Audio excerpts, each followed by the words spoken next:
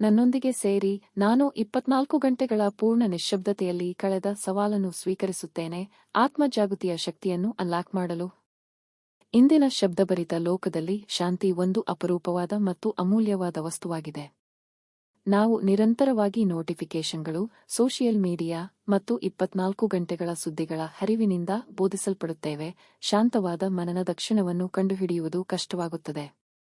ಆದರೆ ಈ ಶಾಂತಿಯಲ್ಲಿಯೇ ಆತ್ಮಜಾಗೃತಿಯ ಶಕ್ತಿಯನ್ನು ಅನ್ಲಾಕ್ ಮಾಡುವ ಕುಂಜಿಯಿದೆ. ಶಾಂತಿಯನ್ನು ಸ್ವೀಕರಿಸುವ ಮೂಲಕ ನಾವು ನಮ್ಮ ಮನಸ್ಸನ್ನು ಶಾಂತಗೊಳಿಸಬಹುದು, ನಮ್ಮ ಆಂತರಿಕ ಜ್ಞಾನವನ್ನು ಕೇಳಬಹುದು ಮತ್ತು ನಮ್ಮ ನಿಜವಾದ ಸಾಮರ್ಥ್ಯವನ್ನು ಕಂಡುಹಿಡಿಯಬಹುದು. ನಿಶ್ಶಬ್ದತೆಯನ್ನು ಹುಡುಕುವಲ್ಲಿ ಜನರು ಎದುರಿಸುವ ದೊಡ್ಡ ಸವಾಲುಗಳಲ್ಲಿ ಒಂದು ತಮ್ಮ ಆಲೋಚನೆಗಳೊಂದಿಗೆ ಒಂಟಿಯಾಗಿರುವ ಭಯ. ನಾವು ನಿರಂತರ ಪ್ರೇರಣೆಗಾಗಿ ಇಷ್ಟು ತಲ್ಲೀನರಾಗಿದ್ದೇವೆ, ನಿಶ್ಶಬ್ದತೆಯಲ್ಲಿ ಕುಳಿತುಕೊಳ್ಳುವುದೇ ಭಯಾನಕವಾಗಬಹುದು. ಇನ್ನೊಂದು ಅಡಚಣೆ ತಂತ್ರಜ್ಞಾನದಿಂದ ವಿಚ್ಛೇದಿಸಲು ಬರುವ ಅಸಾಧ್ಯತೆ. ನಮ್ಮ ಫೋನ್ಗಳು, ಲ್ಯಾಪ್ಟಾಪ್ಗಳು ಮತ್ತು ಟಿವಿಗಳು ನಮ್ಮನ್ನು ತೊಡಗಿಸಿಕೊಂಡಿರಲು ವಿನ್ಯಾಸಗೊಳಿಸಲಾಗಿದೆ. ನೋಟಿಫಿಕೇಷನ್ಗಳನ್ನು ಪರಿಶೀಲಿಸಲು ಅಥವಾ ಸೋಷಿಯಲ್ ಮೀಡಿಯಾದಲ್ಲಿ ಸ್ಕ್ರೋಲ್ ಮಾಡಲು ಪ್ರೇರಣೆಯನ್ನು ಪ್ರತಿರೋಧಿಸಲು ಕಷ್ಟವಾಗುತ್ತದೆ. ಹೆಚ್ಚುವರಿಯಾಗಿ, ಅನೇಕರು ತಮ್ಮ ಆಂತರಿಕ ಟೀಕಾಕಾರನನ್ನು ಮೌನಗೊಳಿಸಲು ತೊಂದರೆಯನ್ನು ಅನುಭವಿಸುತ್ತಾರೆ, ಅವರು ಸಾಕಷ್ಟು ಮಾಡುತ್ತಿಲ್ಲ ಎಂಬ ಧ್ವನಿ. ಈ ಶಾಂತಿಯ ಭಯವು ಮಾನಸಿಕ ಸ್ಪಷ್ಟತೆಯ ಕೊರತೆಯೆಡೆಗೆ ನಯಿಸುತ್ತದೆ, ಗಮನ ಕೇಂದ್ರಿತಗೊಳ್ಳಲು, ಆದ್ಯತೆಗಳನ್ನು ನೀಡಲು ಮತ್ತು ನಿರ್ಧಾರಗಳನ್ನು ತೆಗೆದುಕೊಳ್ಳಲು ಕಷ್ಟವಾಗುತ್ತದೆ. ಶಾಂತಿಯ ಅಕಾಲಿಕತೆಯು ಆತಂಕ, ಒತ್ತಡ ಮತ್ತು ದೇಹದ ದಹನೆ, ಬರ್ನ್ಔಟ್ ಭಾವನೆಗಳಿಗೆ ಕಾರಣವಾಗಬಹುದು. ನಮ್ಮ ದಿನನಿತ್ಯದ ಜೀವನದಲ್ಲಿ ಶಾಂತಿಯನ್ನು ಅಳವಡಿಸಿಕೊಳ್ಳುವುದು ನಮ್ಮ ಉಸಿರಿನ ಮೇಲೆ ಕೇಂದ್ರೀಕರಿಸಿ ಮನಸ್ಸನ್ನು ಶಾಂತಗೊಳಿಸಲು ಪ್ರತಿದಿನ ಬೆಳಿಗ್ಗೆ ಕೆಲವು ನಿಮಿಷಗಳ ಕಾಲ ನಿಶ್ಚಲವಾಗಿ ಕುಳಿತುಕೊಳ್ಳುವುದು ಅಷ್ಟೇ ಸರಳವಾಗಿರಬಹುದು. ಧ್ಯಾನ ಮತ್ತೊಂದು ಶಕ್ತಿಯುತ ಸಾಧನವಾಗಿದೆ ಶಾಂತಿಯನ್ನು ಬೆಳೆಸಲು. ದಿನಕ್ಕೆ ಕೇವಲ 10-15 ನಿಮಿಷ ಧ್ಯಾನ ಮಾಡುವ ಮೂಲಕ ನಾವು ನಮ್ಮ ಮಾನಸಿಕ ಸ್ಪಷ್ಟತೆಯನ್ನು ಹೆಚ್ಚಿಸಬಹುದು, ನಮ್ಮ ಮನಸ್ಥಿತಿಯನ್ನು ಸುಧಾರಿಸಬಹುದು ಮತ್ತು ನಮ್ಮ ಒಟ್ಟಾರೆಯ ಒಳಿತನ್ನು ಸುಧಾರಿಸಬಹುದು. ನಾವು ಯೋಗ, ತಾಯ್ಚಿ ಅಥವಾ ನಡಿಗೆಂತಹ ಕ್ರಿಯೆಗಳಲ್ಲಿ ತೊಡಗಿಸಿಕೊಳ್ಳುವ ಮೂಲಕ ಸಜಾಗತೆಯನ್ನು ಅಭ್ಯಾಸ ಮಾಡಬಹುದು, ಇದರಿಂದ ನಾವು ಸಂಪೂರ್ಣವಾಗಿ ಕ್ಷಣದ ಒಳಗೆ ಇರಬೇಕು. ಇನ್ನೊಂದು ಮಾರ್ಗವೆಂದರೆ ತಂತ್ರಜ್ಞಾನದಿಂದ ಅಳವಡಿಸಿಕೊಳ್ಳುವುದು, ಅದು 1 ಗಂಟೆ, 1 ದಿನ ಅಥವಾ 1 ವಾರಾಂತ್ಯವಾದರೂ ಇರಬಹುದು. ಡಿಜಿಟಲ್ ಲೋಕದಿಂದ ವಿಚ್ಛೇದಿಸುವ ಮೂಲಕ ನಾವು ತಾವಾಗಿಯೇ ನಮ್ಮ ಪ್ರೀತಿಪಾತ್ರರು ಮತ್ತು ಪ್ರಕೃತಿಯೊಂದಿಗೆ ಮತ್ತೆ ಸಂಪರ್ಕ ಮಾಡಬಹುದು. ನಾನು ಒಂದು ಶನಿವಾರ-ಭಾನುವಾರದ ಧ್ಯಾನ ಶಿಬಿರದಲ್ಲಿ ಪೂರ್ಣ ಶಾಂತತೆಯಲ್ಲಿ ಕಳೆದ ದಿನಗಳನ್ನು ಎಂದಿಗೂ ಮರೆಯುವುದಿಲ್ಲ. ಇದು ನನ್ನ ಜೀವನದಲ್ಲಿ ಅತ್ಯಂತ ಸವಾಲಾದ ಮತ್ತು ಪರಿವರ್ತಿತ ಅನುಭವಗಳಲ್ಲಿ ಒಂದಾಗಿದೆ.